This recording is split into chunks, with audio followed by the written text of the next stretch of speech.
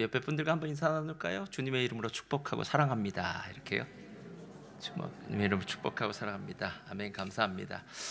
저 오늘 여러분들과 함께 이제 고구마 같은 교회를 향한 사이다 발언이라는 설교를 할 텐데요. 먼저 말씀 함께 읽도록 하겠습니다. 다 같이 말씀 함께 읽도록 하겠습니다. 다 같이 읽겠습니다. 10절로부터 15절까지 말씀입니다. 고린도전서 3장 10절로부터 15절까지 말씀 우리 다 같이 함께 읽겠습니다. 시작. 내게 주신 하나님의 은혜를 따라 내가 지혜로운 건축자와 같이 터를 닦아두매 다른 이가 그 위에 세우나 그러나 각각 어떻게 그 위에 세울까를 조심할지니라. 이 닦아둔 것 외에 능히 다른 터를 닦아줄 자가 없으니 이 터는 곧 예수 그리스도라. 만일 누구든지 금이나 은이나 보석이나 나무나 풀이나 지프로 이 터 위에 세우면 빨리빨리 옮겨주셔야 돼요.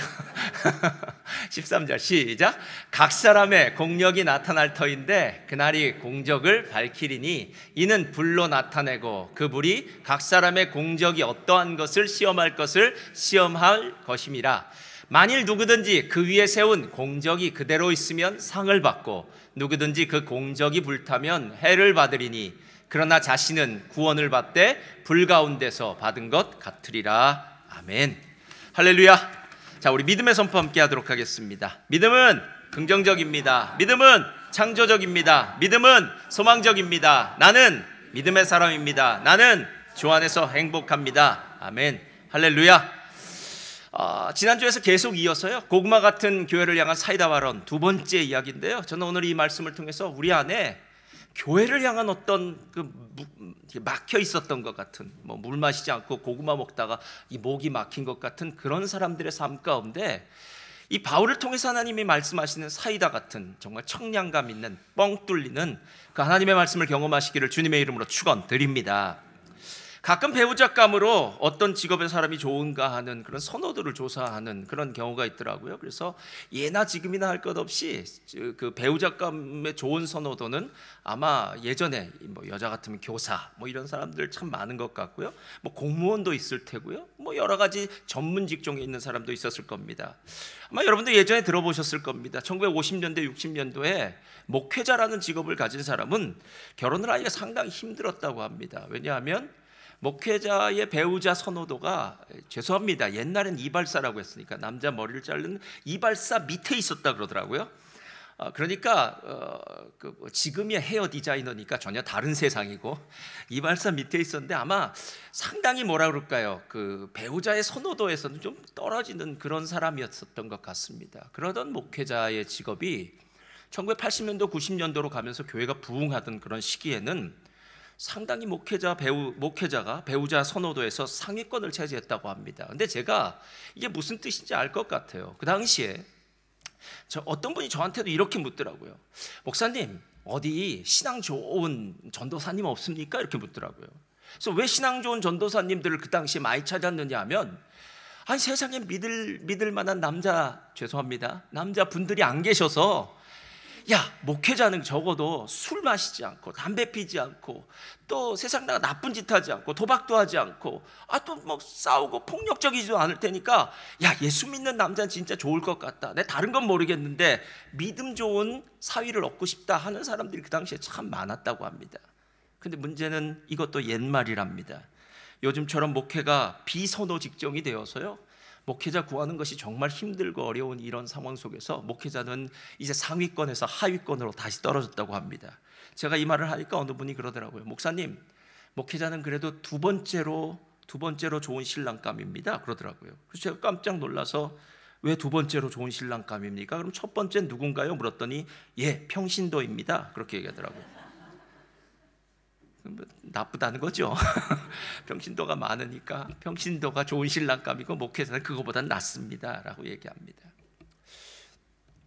세상에서 목회자라는 직업은 이렇게 선호도가 높을 수도 있고 낮을 수도 있어요. 그러나 교회 안에서는 달라요.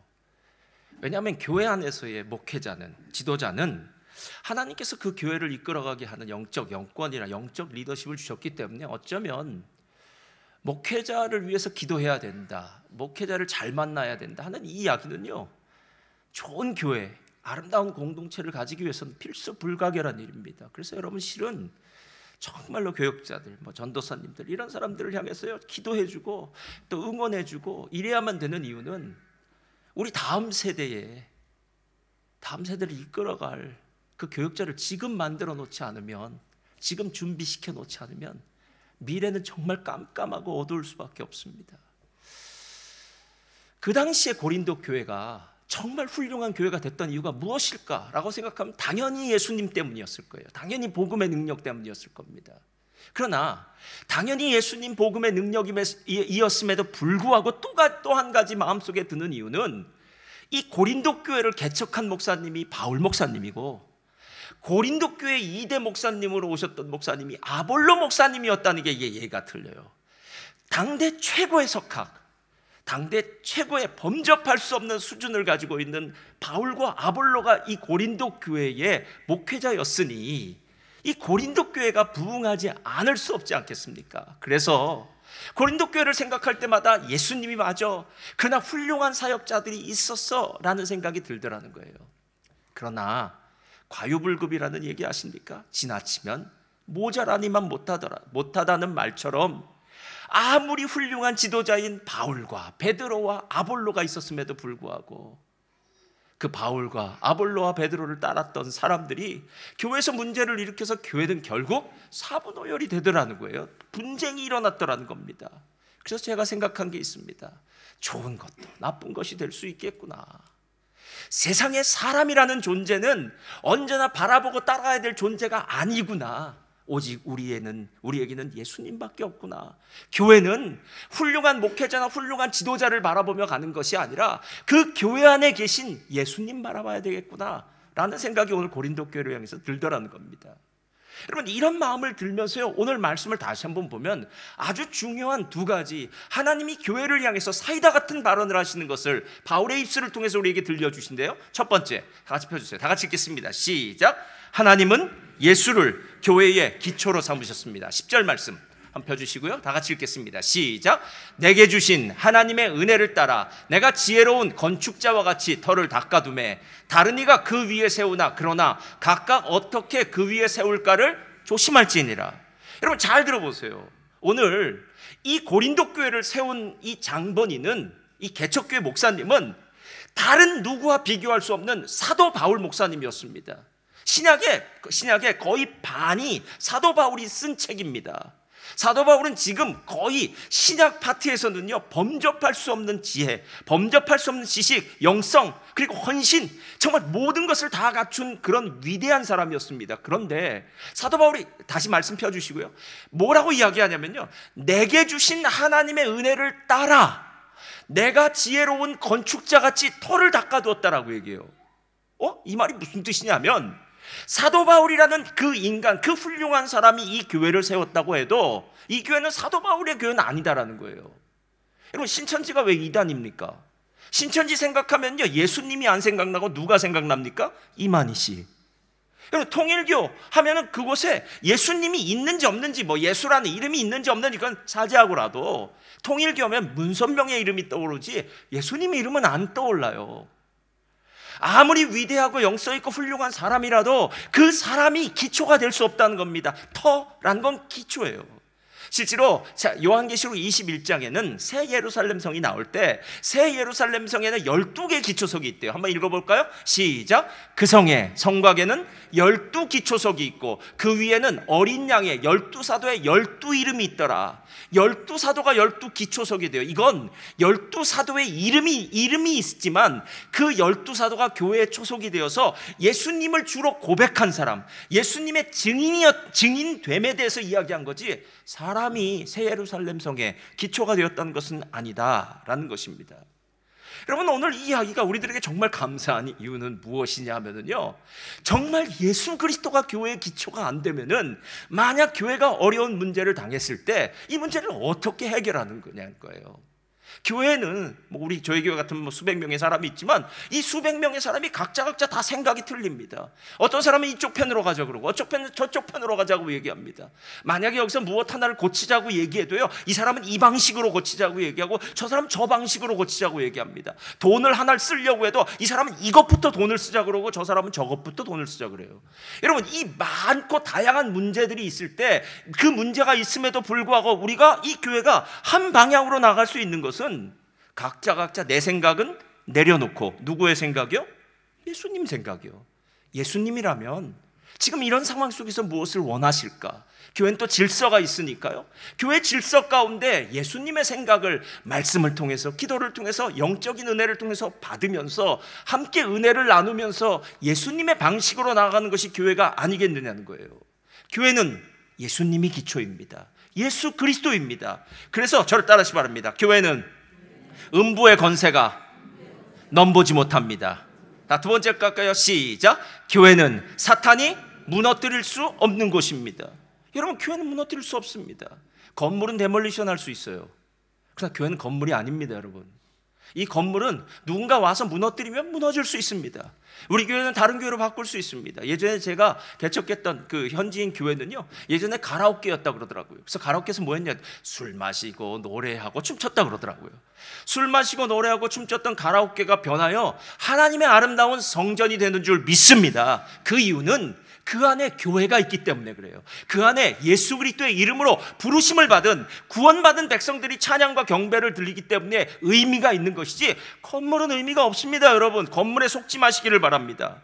음부의 권세가 넘보지 못합니다. 사단이 무너뜨릴 수 없는 것입니다. 그래서 교회는 지금까지 2000년이 되는 동안 그 수많은 핍박과 어려움을 견뎌내고 이렇게 있는 거 아닙니까? 교회는 다 없어지는 줄 알았습니다. 무너지는 줄 알았습니다. 아닙니다, 여러분. 그런 일은 없습니다. 교회는 주님이 다시 오는 그날까지 든든히 서서 하나님의 영광을 선포할 줄 믿습니다. 여러분, 그런데 이 예수 그리스도의 터 위에 세워졌다는 게 무슨 뜻인지 좀 알아야 된다는 거예요. 예수 그리스도의 터라는 건 예수 그리스도가 전한 복음의 터라는 거예요. 복음이라는 말은 복된 소식입니다. 도대체 복된 소식이 무엇이냐? 이겁니다.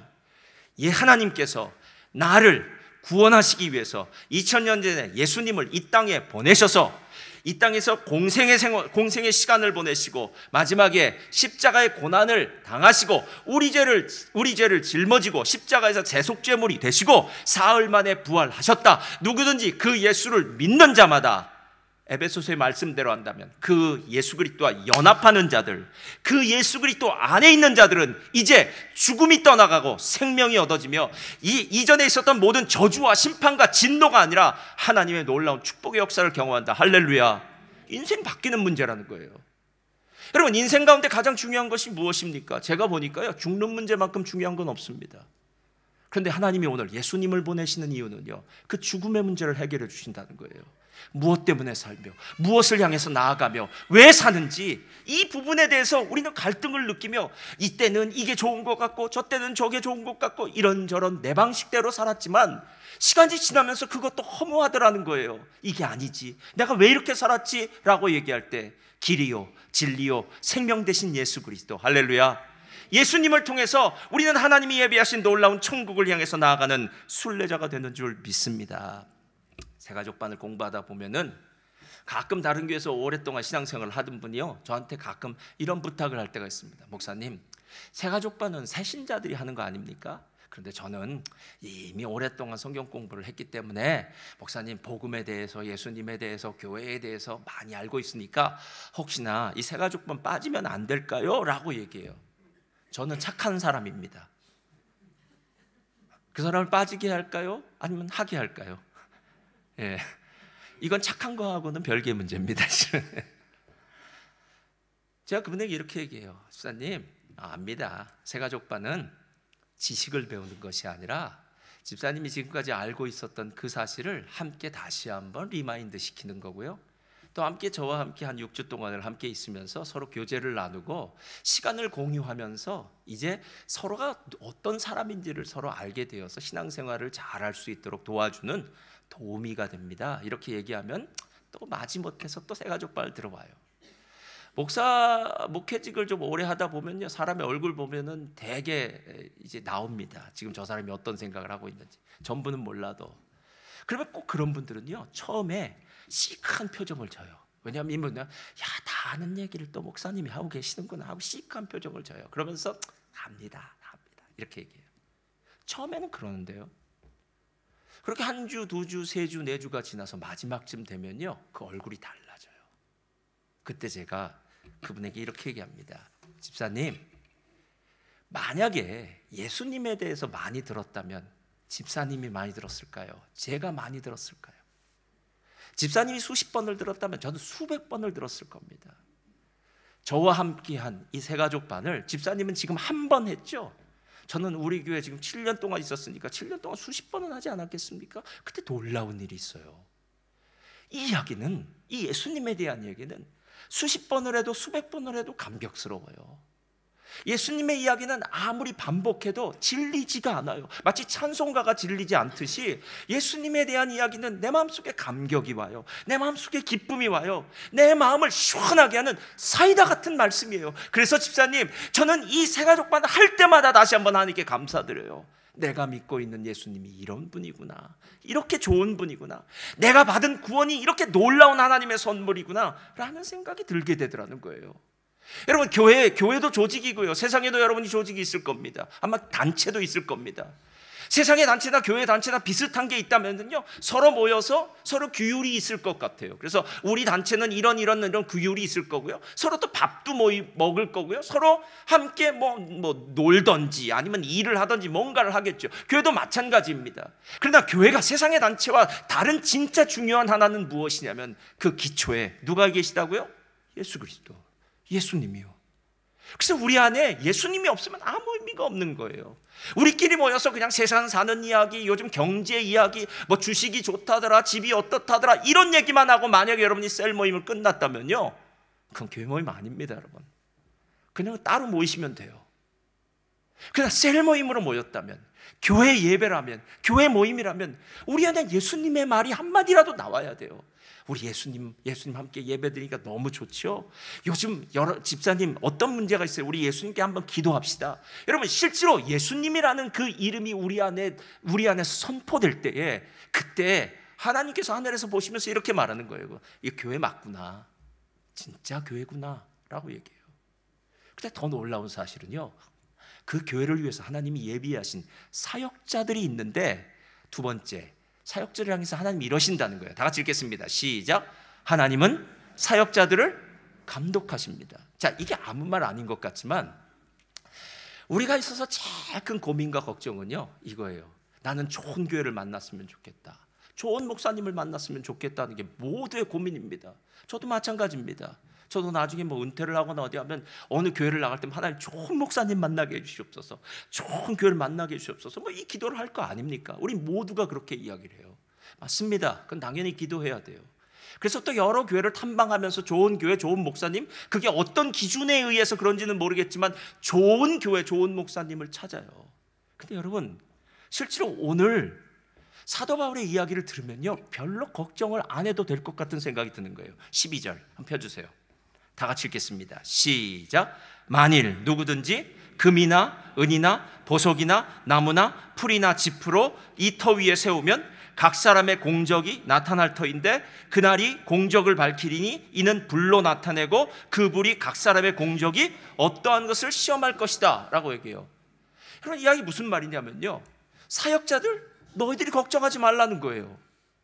사역자들 뒤에는 하나님이 떡하고 버티고 계셔서요, 사역자들의 사역을 심판하신다는 거예요. 시험하신다는 거예요. 여기 나와 있는 6가지의 재료는 2가지 특징이 있습니다. 하나는 불을 통과하는 재료냐, 자, 첫 번째 재료가 뭐라고요? 불을 통과하는 재료냐, 두 번째는 불에 태워지는 재료냐, 이거예요. 그러니까 어떤 사역자든 자기가 어떤 사역을 감당할 때, 뭐 찬양 사역자도 될 수 있고, 뭐 말씀 사역도 될 수 있고, 뭐 어디 뭐 특별한 행정 사역을 할 수 있고, 설교 사역을 할 수도 있고, 뭐 미디어 사역을 할 수 있고, 어떤 사역도 마찬가지예요. 너가 지금 어떤 사역을 하고 있느냐고 하나님께서 뒤에서 보고 계신 겁니다. 불을 통과시킨답니다. 불을 통과하는 재료로 네가 사역을 하고 있느냐, 아니면 불에 다 태워질 재료로 너는 지금 사역을 하고 있느냐라는 이 부분이에요. 그럼 도대체 불을 통과하는 재료와 금, 은, 보석 같은 불을 통과하는 재료와 불에 태워지는 재료는 어떤 차이점이 있냐? 마태복음에 예수님께서 이런 이야기를 하세요. 마태복음 펴주세요. 다 같이 읽겠습니다. 시작. 이러므로 그들의 열매로 그들을 알리라. 나더러 주여 주여 하는 자마다 다 천국에 들어갈 것이 아니요 다만 하늘에 계신 내 아버지의 뜻대로 행하는 자라야 들어가리라. 여러분, 이야기는 아주 교묘하게 이 단어가 다 구절이 두 가지가 붙었는데 어떤 얘기냐면 이래요. 자, 좋은 나무는 가만히 내버려둬도 좋은 열매를 맺어. 나쁜 나무는 아무리 거기다 무슨 짓을 해도 나쁜 열매를 맺기 나름이야. 그러니까 예를 들어서 크리스마스 트리가 아닌 이상 가짜 나무에다가 진짜 좋은 열매를 붙일 수 없어. 열매는 그 나무가 어떤지를 보여주는 아주 중요한 근거가 돼 라고 얘기하면서 이제 거짓 선지자들을 얘기해요. 마지막 때의 심판대 앞에 거짓 선지자들이 나타나요. 그때 이렇게 얘기합니다. 주여 주여, 우리가 주님의 이름으로 귀신도 쫓아내고 주님의 이름으로 질병도 고치고 주님의 이름으로 큰 기적을 베풀었습니다 라고 얘기해요. 그랬더니 주님이 불법을 행하는 자들아, 나는 너를 도무지 알지 못하노라 이렇게 얘기해요. 아니, 이게 무슨 말입니까? 예.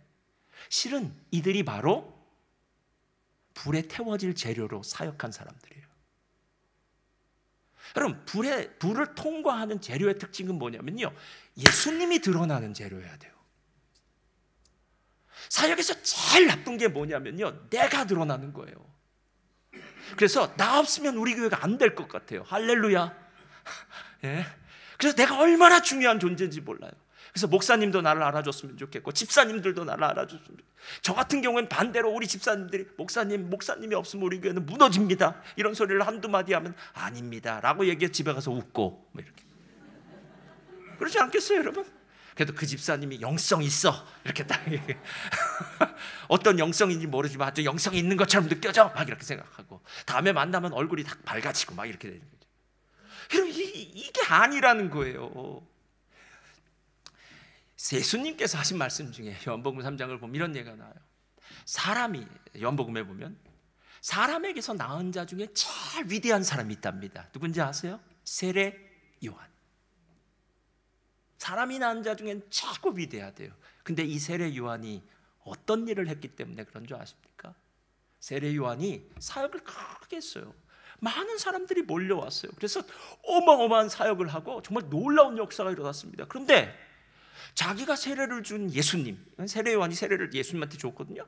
예수님한테 주고 나니까 자기 사역은 점점 쪼그라들고 예수님의 사역은 점점 더 커져서 사람들이 자기를 향했던 그 생각들이 다 예수님한테로 다 가는 거예요. 그때 세례 요한이 이렇게 해요. 그는 흥하여야겠고 나는 망하여야 하리라. 그는 흥하여야겠고 나는 망하여야 하리라. 그럼 실은 묘지를 어마어마하게 크게 만들어 놓는 건 다 의미 없는 짓입니다. 우리에겐 예수님의 이름밖에 없어요, 여러분.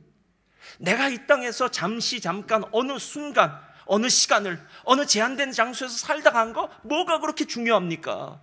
내가 누구를 만났는가가 중요하죠. 내 삶의 열매가 무엇인가가 중요하죠. 내 삶의 열매는 예수 그리스도야. 나는 이 땅에서는 아무것도 남은 게 없어. 그러나 내 이름은 하나님의 생명책에 기록되어질 줄 믿습니다. 여러분, 이게 진짜 아니겠냐는 거예요. 불에 태워지는 게 바로 이런 모습이라는 거예요. 하나님은 불에 태워질 걸로 집을 아무리 쌓아도 소용없다는 거예요. 다 불이 한번 지나가면 된다는 겁니다. 어제도 우리 중보기도 시간에 파키스탄에 대해서 기도했어요. 파키스탄 3분의 1이 수해를 입고 홍수 때문에 어마어마한 피해를 입었더라고요. 야, 불도 무섭지만 물은 더 무섭더라고요. 물은 한번 휙 쓸려가니까 그 자취가 사라져 버리더라는 거예요. 여러분, 불도 마찬가지입니다. 불이 지나간 자리엔 죄밖에 남지 않습니다. 만약에 하나님이 나의 사역을 당신의 불심판으로, 불시험으로 만약 통과하게 한다면 나에게 남는 것은 무엇일까요? 나라면 다 태워질 거예요. 예수님이라면 다 남게 되는 줄 믿습니다. 그래서 마태복음 5장 16절은 이렇게 이야기하는 겁니다. 우리 다 같이 읽겠습니다. 시작. 이같이 너희 빛이 사람 앞에 비치게 하여 그들로 너희 착한 행실을 보고 하늘에 계신 너희 아버지께 영광을 돌리게 하라. 너희 무엇을 보고요? 착한 행실. 저는 여러분들이 교회 안에서 착한 거 원합니다. 근데 죄송해요. 원치 않는다고 얘기할 뻔했어요. 예. 저는 여러분들이 교회 안에서 착하기를 소망합니다. 할렐루야. 예. 근데 진짜 착한 행실을 교회 밖에서 하셔야 돼요. 그래서 여러분 때문에 누군가 함께 딸려와야 됩니다. 그 사람이 저한테 와서 이렇게 얘기해요.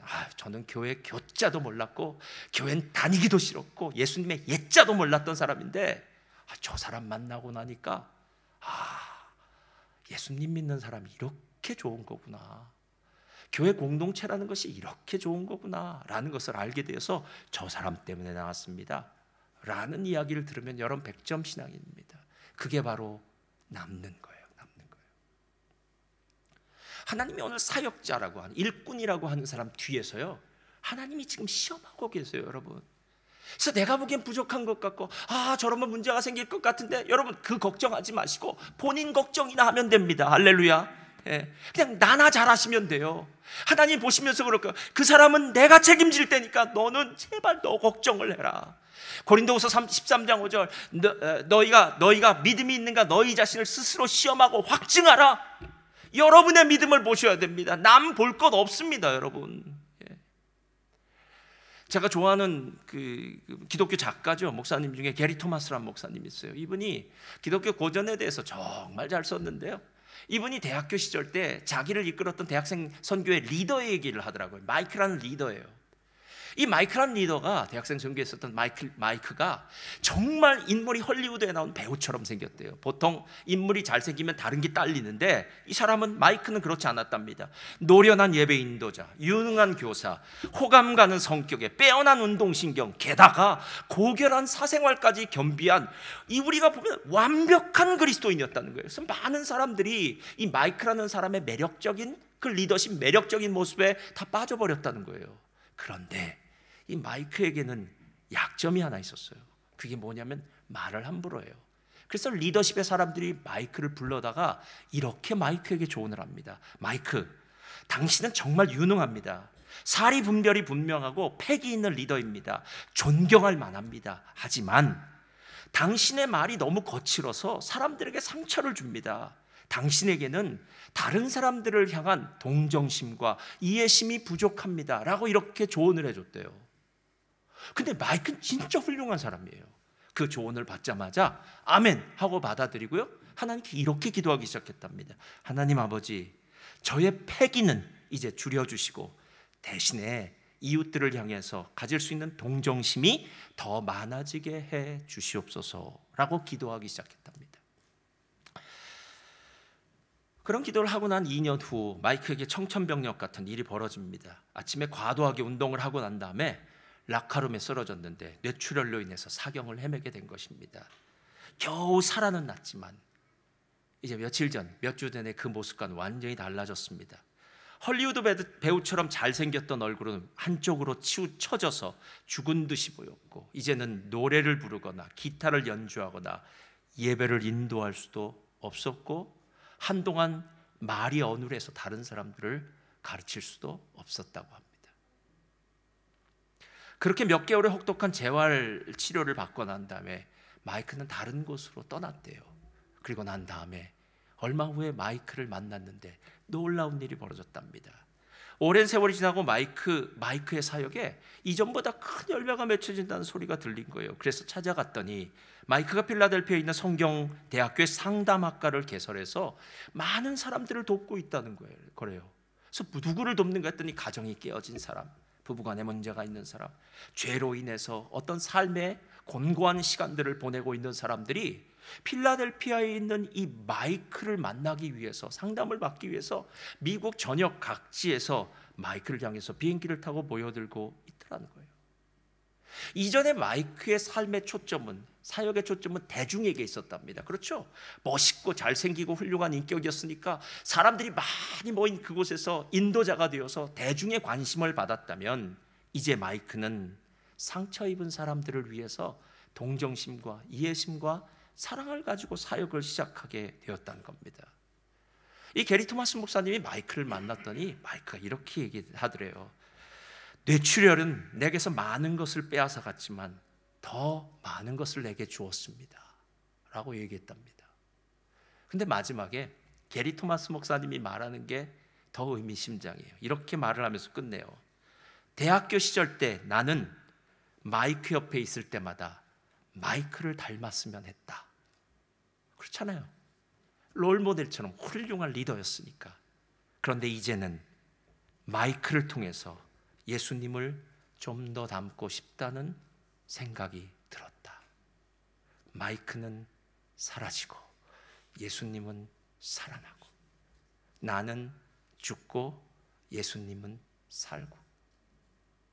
여러분, 이게 진짜 사업 아닙니까? 인간이요, 잘나도 거기고요, 못나도 거기더라고요. 인간에게 여러분이 기대하거나 소망을 둔다면 제가 분명히 말씀드리겠습니다. 언젠가 실망할 거예요. 언젠가 배신당할 겁니다. 그냥 인간은 그런 존재입니다. 인간은 믿음의 대상, 신뢰의 대상이 아니에요. 오늘 하나님이 사역자들에게 가르쳐준 게 이 부분이에요. 내가 사역할 때 내가 똑바로 보고 있을 거야. 너 어떤 재료로 집을 쌓을지, 어떻게 사역할지 내가 너 점검할 거야. 내가 만약에 불에 통과하는 재료를 쓴다면 너는 나중에 상을 받을 거야. 그런데 불에 통과하지 못하는 불태워지는 재료로 내가 사역한다면, 아마 내가 더 드러나는 재료를 쓴다면 넌 나중에 큰 해를 받을 거야 라고 이렇게 말하는 부분이다라는 거예요. 하나님이 정말 신뢰할 만하지 않습니까? 하나님이 이 고린도라는 교회를, 고린도 교회를 얼마나 사랑하시면 인간이 아닌 예수님으로 기초를 삼게 하시고, 사역자들을 보내셨을 때 하나님이 친히 뒤에서 슈퍼바이징을 하시면서 그 일들을 감당하게 하시는 이 하나님, 여러분, 이래서 교회 공동체가 진짜 의미 있고 교회 공동체가 정말 우리들에게 필요한 것이 아니겠냐는 거예요. 저는 오늘 이 설교를 준비하다가요, 이렇게 물어봤습니다. 세상에서 가장 행복한 사람은 당연히 예수님을 만난 사람입니다. 그렇죠? 근데 예수님을 그냥 만난 사람이 아니라요, 예수님을 만나고 이 행복한 교회에서 신앙생활을 한 사람이요. 신앙생활은 결코 혼자 할 수 있는 것이 아닙니다. 요즘 가나안 성도 이야기 많이 하잖아요. 저희 예전 대학생 시절 때는, 그때는 무교회주의도 있었습니다. 나는 그리스도가 좋아, 그러나 교회는 싫어. 교회 가면 이 사람 저 사람을 만나게 되고 이런저런 일 가운데 나는 연루되고 사람들과 이렇게 엮여서 사는 게 싫어라고 얘기한 사람들이 있어요. 여러분, 그 사람은 교회가 어떤 곳인지 몰라서 그래요. 교회는 사람들이 엮여지는 곳이 아니라 예수님이 기초로 있는 곳입니다. 예수님의 능력이 있는 곳입니다. 그리고 사역자들을 통해서 그 예수님을 닮게 하는 것이 바로 교회다라는 것입니다. 교회 공동체 안에서 그 공동체가 가지고 있는 놀라운 영광, 놀라운 축복, 놀라운 은혜, 놀라운 권세를 누릴 수 있는 사람, 그 사람이 가장 행복한 사람이 아닐까라는 생각이 들었습니다. 제가 오늘 이야기를 생각하다가요, 오동균 전사님이 처음 도미니카를 갈 때, 예전에 사역자, 제가 지교회 사역자를 보낼 때도 그렇게 받았는데, 보고서를 받았는데, 보내면서 제가 슈퍼비전을 해요. 슈퍼바이징을 하는 거죠. 감독을 하는 겁니다. 그때 60편지가, 제가 전부 오늘 살펴봤더니 편지가 한 60통쯤 왔더라고요. 제가 하면서 매주 월요일마다 나한테 보내라. 조금 힘들면 좀 다음 주 보낼 수 있지만 매주 월요일마다 사역에 대해서 보고해라. 그랬더니 도미니카를 첫 번째 갔을 때 보낸 편지가 있더라고요. 목사님, 요즘 날씨 평균은 35도입니다. 우리한테는 꿈과 같네요. 정말 덥고 습한데 더 놀라운 사실은 여기 사람들은 아직 시작도 안 한 거라 합니다. 앞으로 이 더위를 어떻게 버틸 수 있을지 잘 모르겠습니다. 여기 문화나 언어는 아무래도 남미 출시다 보니 그렇게 어렵지 않은 것 같습니다. 그렇게 얘기하면서 조금 좀 정리하고 하나님이 인도해 주시는 부분에 대해 이야기하면서 목회에 대한 얘기를 저한테 쓰더라고요. 이렇게 얘기해요. 목사님, 제가 한인의 아이들 8명 학생들인데 그중에 PK, MK가 있대요. PK는 Pastoral Kids, MK는 Missionary Kids. 그러니까 목사님 아들들, 자녀들, 그리고 선교사님 자녀들, 거기는 선교사님들이 있으니까 그중에 한 이야기를 해요. 제가 이 선교사님 얘기는 예전에 들었어요. 선교사님이 자녀가 셋이 있는데 사역을 마치고 이제 교회 문을 닫고 나오는데 권총 강도가 와서 선교사님이 그 가족 보는 앞에서 살해를 당했어요. 근데 이 선교사님 사모님은 거기 계속 남아서 그 세 자녀와 함께 선교를 하고 있는 선교사님이었어요. 근데 그 중에 한 아이 이야기입니다.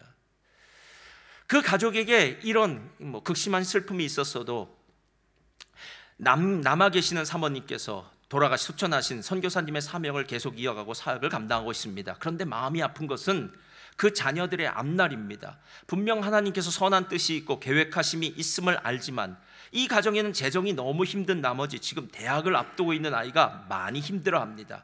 처음엔 좋은 대학에 원서를 넣었다가 사정 때문에 조금씩 안 좋은 대학에 원서를 넣고 있는 모습이 정말 마음이 무거웠습니다. 순교한 선교사님, 남아서 계속 그 사역을 힘들게 감당하시는 사모님, 그리고 재정으로 자신의 미래가 막히고 있는 자녀, 목사님, 이럴 때 저는 기도만 해줘야 하나요?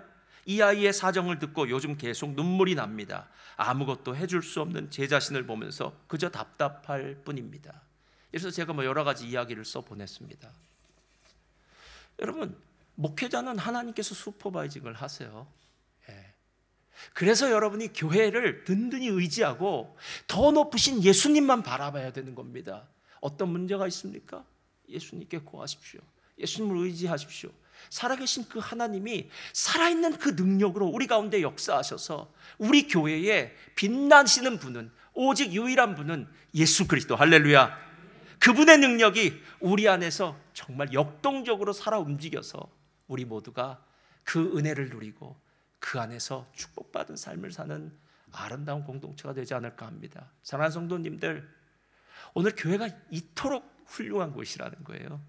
하나님이 교회를 위해서 찬양 협회로 나와주시고, 예수님도 준비하시고, 사역자도 준비하시고, 일꾼들을 준비하시고, 꼭 목회자가 아니더라도 우리 장로님들, 안수집사님들, 셀리더들, 작은 목자들 아닙니까? 이분들 준비하셔서 여러분들을 위해서 일하게 하시는 이 놀라운 은혜, 여러분 무슨 불평과 원망을 하시겠습니까? 다시 한번 하나님의 은혜에 감격하시면서요, 우리 몸된 교회에서 하나님 기뻐하시는 믿음의 삶을 사시기를 주님의 이름으로 축원드립니다. 자, 우리 주만 의지에 우리 함께 찬양 드리겠습니다.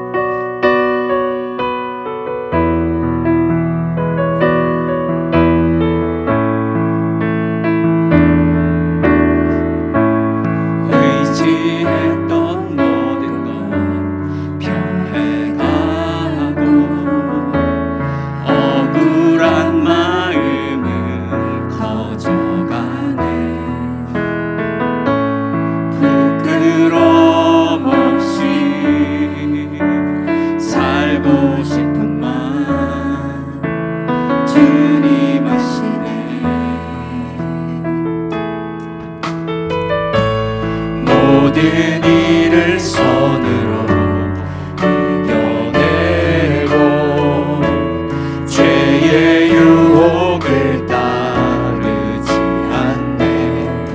나를 구원하신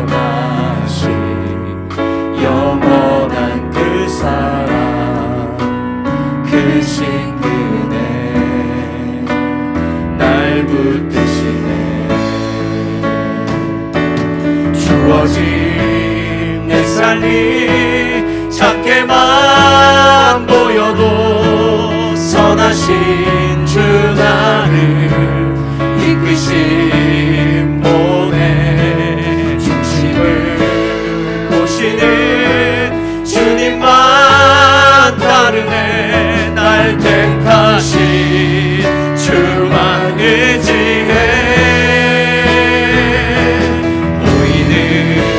상황에 무너질지라도 예수 능력이 나를 붙드네. 보이지 않아도 주님만 따르네.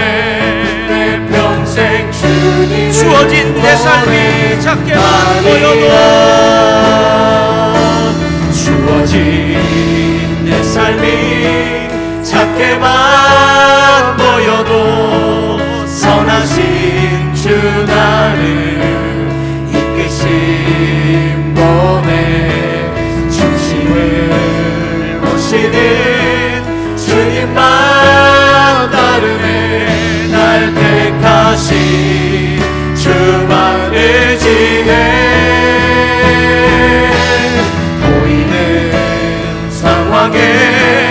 무너질지라도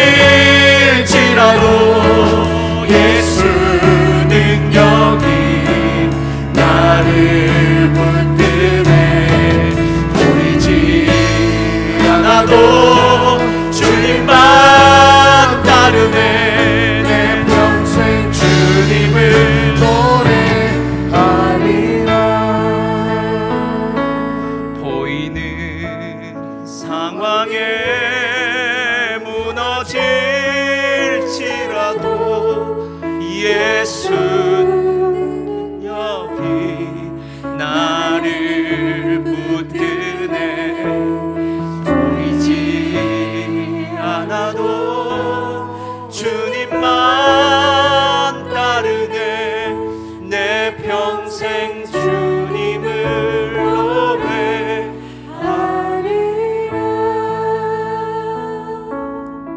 여러분, 잠시 잠깐 왔다 가는 나그네 같은 인생입니다. 우리에게 중요한 것은 이 질그릇에